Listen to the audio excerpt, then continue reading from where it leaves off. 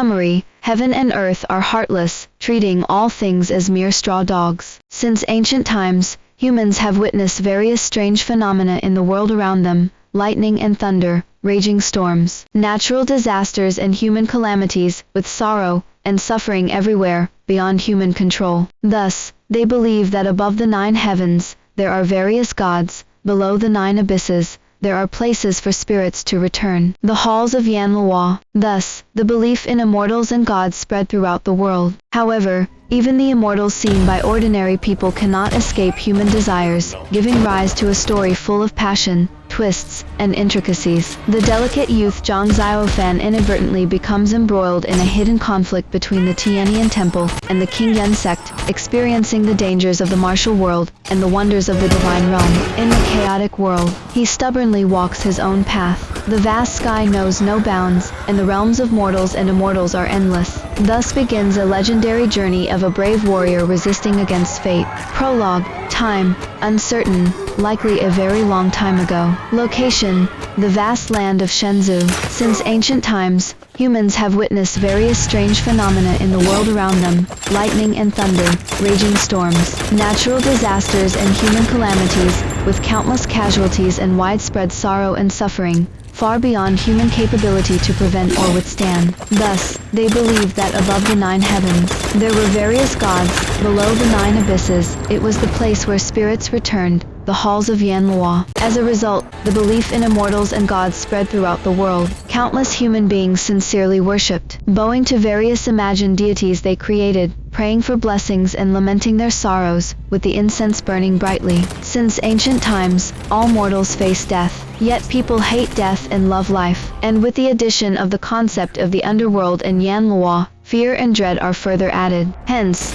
the idea of attaining immortality emerged. Compared to other living creatures, humans may be at a disadvantage in terms of physical constitution, but they possess boundless intelligence. Driven by the pursuit of immortality, generation after generation of wise individuals devoted their lives to arduous study and research. So far, although true immortality has not been found, some practitioners of cultivation and Taoism have grasped a bit of the mysteries of heaven and earth. With mortal bodies, they wield formidable power, able to shake the heavens and earth with the help of various treasures and magical artifacts. Some highly accomplished predecessors are even rumored to have lived for thousands of years, without dying, believing that attaining immortality leads to becoming an immortal. More and more people have embarked on the path of cultivation and Taoism. The land of Shenzhou is vast and boundless. The Central Plains, in particular, are the most fertile and prosperous, with 80 to 90% of the population living here. The borderlands to the east, south, west, and north are wild and dangerous, with treacherous mountains and wicked waters, abundant fierce beasts and birds of prey, and numerous poisonous and barbaric tribes, feeding on raw meat and blood. Thus, human activity is rare. Since ancient times,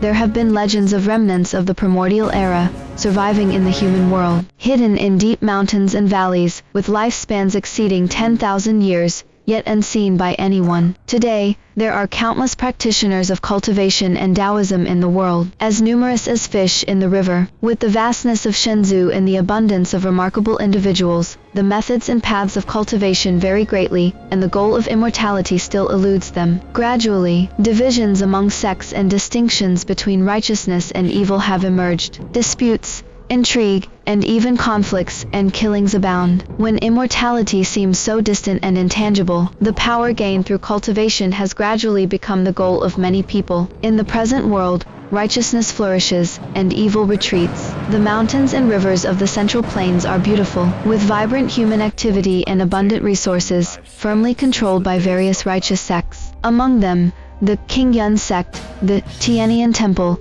and the Incense Valley are the 3 pillars, serving as leaders. And this story begins with the Qingyun Sect. Chapter 1, Qingyun. The Qingyun mountain range stands tall and majestic, dominating the Central Plains. To the north lies the mighty river, Hongshuan, while to the south is the strategic city of Hayang, controlling the throat of the world. Its geographical location is of utmost importance. The Qingyun mountain stretches for hundreds of miles, with undulating peaks reaching up to the clouds. There are 7 towering peaks, shrouded in mist, concealing their true appearance. The dense forests, Cascading waterfalls, and exotic birds and beasts make it a place of extraordinary beauty and danger, renowned throughout the world. But what is even more famous is the cultivation sect located on this mountain, the Qingyun Sect. The Qingyun lineage has a long history, having been established for over 2,000 years, and it is currently one of the leaders of both righteousness and evil. It is said that the founder of the sect was originally a wandering fortune teller,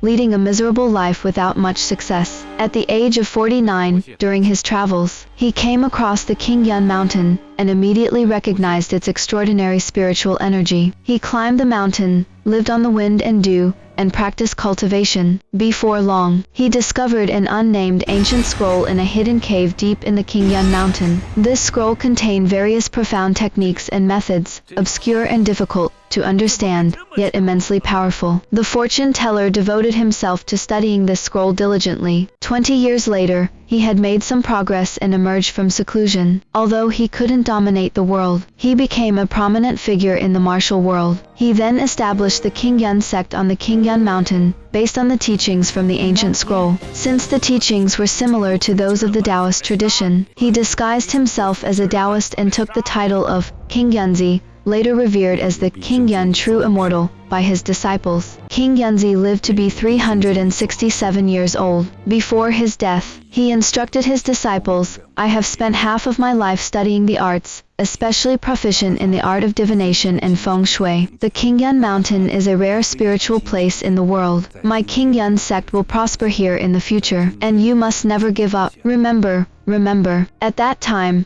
his 10 disciples nodded in agreement, believing firmly in his words. However, in the following centuries, for reasons unknown, whether due to fate or Qingyun's lack of accurate divination, the Qingyun sect not only failed to prosper but gradually declined. Among the 10 disciples, 2 died young, 4 died in vendettas, 1 became disabled, and 1 disappeared, leaving only 2 lineages. This situation continued for 400 years. The Qingyun sect barely survived, on the verge of extinction. Eventually, they were even bullied at their own doorstep. Of the 7 peaks of Qingyun, apart from the main peak, Tangshan Peak, the other 6 were occupied by enemies, including bandits and thugs who used them as strongholds to plunder and commit crimes. Many ignorant people misunderstood, thinking that the Qingyun sect had fallen into such a state of decline. Despite the explanations and attempts of Qingyun disciples to defend their sect's reputation, they were powerless to stop the attacks. It was truly the most bitter period in the history of the Qingyun lineage. It wasn't until 1300 years ago that things began to change. Perhaps Qingyun's divination finally worked, or perhaps heaven grew tired of tormenting the Qingyun sect.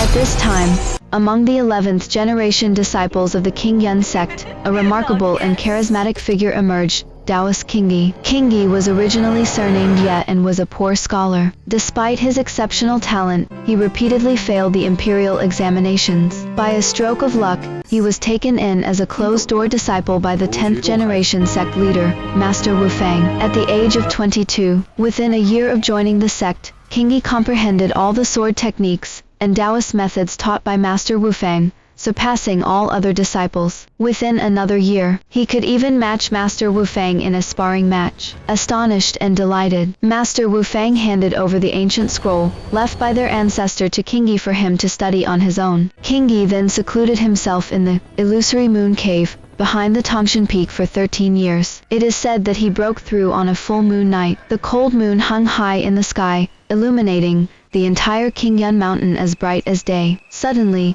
a strong wind blew, and there was a dragon roar from the back mountain, shaking the earth for miles around. Then, a faint purple auspicious light rose into the sky, accompanied by a loud noise. The illusory moon cave suddenly opened up, and Qingyi walked out with white hair, a smile on his face, and a clear light surrounding him. Everyone was shocked, thinking he had ascended to immortality. From then on, Qingyi officially became a Taoist, using his family name Ye, and taking the character Qing from Qingyun, hence his name Qingyi. On that day, he bid farewell to his teacher Wu Fang, and said, "Master, wait a moment. I have some matters to attend to, and I will return in a day." People didn't understand what he meant, but a day and a night later, Qingyi returned on his sword, and all the enemies outside the 6 peaks of Qingyun Mountain had been wiped out. Taoist Qingyi's magical powers and ruthless methods made him famous overnight, and the prestige of the Qingyun Sect soared. After another year, Master Wu Fang passed on the position of sect leader to Qingyi and retired to seclusion, no longer concerning himself with sect affairs. Under Qingyi's leadership,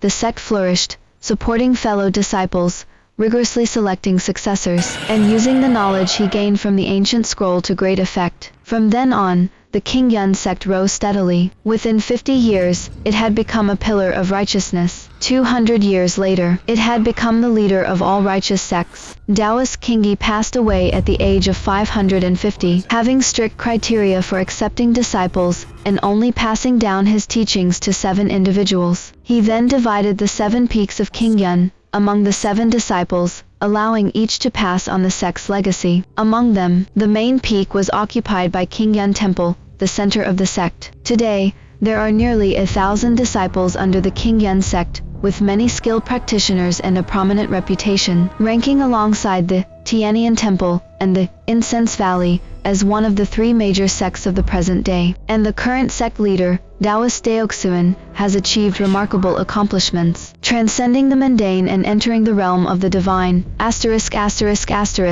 At the foot of Qingyun Mountain, about 50 miles northwest of Hayang City, lies a small village called Kaomiao Village. It is home to over 40 families, with simple and honest villagers, who often go up the mountain to gather firewood to exchange for some silver from the Qingyun Sect to make a living. The villagers often see Qingyun disciples coming and going, and they hold them in great awe, believing them to be celestial beings. The Qingyun Sect has always been kind to the surrounding villagers, treating them well. On this particular day, the sky was gloomy, with dark clouds hanging low, making it difficult to breathe. From Kaomiao Village, the majestic Qingyun Mountain could be seen piercing the sky, with its strange peaks and rocks, vaguely menacing. However, the villagers, who had lived here for generations, had seen this scene countless times and paid it no mind, especially the ignorant children. "Hey brat, where do you think you're going?" A shout mixed with laughter came from a semi-grown child. He looked about 12 or 13 years old,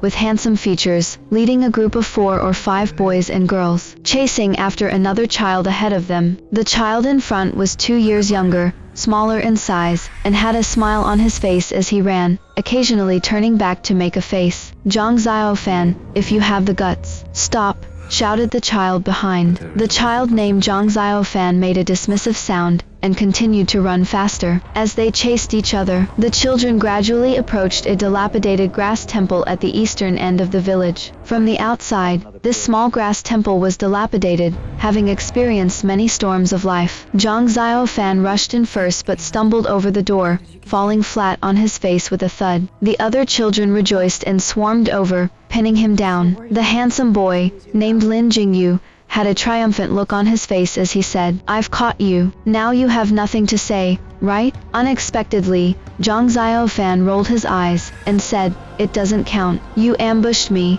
how can it count?" Lin Jingyu was taken aback, wondering, "When did I ambush you?" Zhang Xiaofan said, all right, Lin Jingyu, do you dare to say that you didn't place this door plank here?" Lin Jingyu loudly replied, "That's not true." Zhang Xiaofan pursed his lips, tilted his head, showing a stubborn refusal to surrender. Lin Jingyu's anger surged, and he grabbed Zhang Xiaofan's neck, angrily asking, "Do you surrender, or not?" Zhang Xiaofan didn't respond. Lin Jingyu's face turned red, his grip tightening, and he shouted, "Do you surrender, or not?" Zhang Xiaofan's windpipe was squeezed, his breathing becoming difficult, and his face gradually turned red. However, despite his young age, he had a strong personality and refused to make a sound. Lin Jingyu became increasingly furious, exerting more force.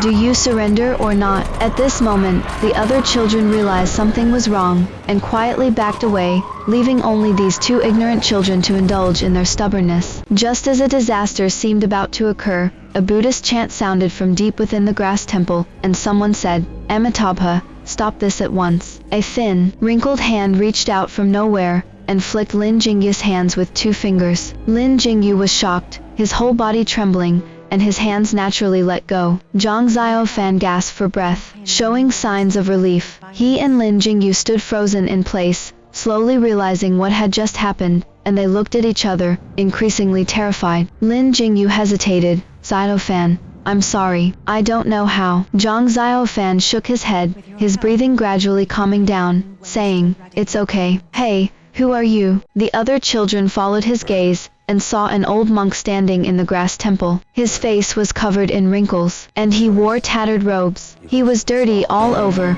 but in his hand, he held a string of jade prayer beads, shining with a faint green light. Strangely, among the jade prayer beads, which were all of the same size and clarity, there was one that was neither jade nor stone, with a deep purple color and no light.